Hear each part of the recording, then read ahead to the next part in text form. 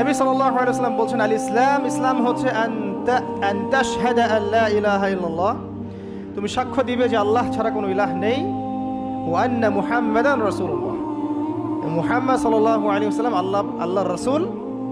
কোনো বর্ণনায় এসেছে আল্লাহর বান্দা এবং রাসূল।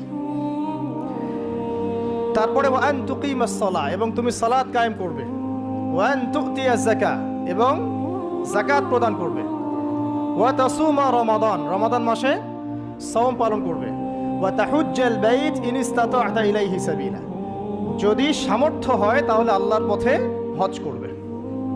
এই পাঁচটা হচ্ছে ইসলামের পিলার।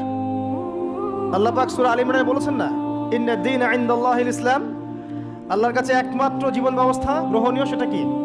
ইসলাম। কবরে গেলে প্রশ্ন হবে মা দীনুক, দীনিয়াল ইসলাম। তো মাল ইসলাম, ইসলাম কি? এইটা হচ্ছে ইসলাম, ইসলামের সংজ্ঞা। পাঁচটা পিলার, এটা হচ্ছে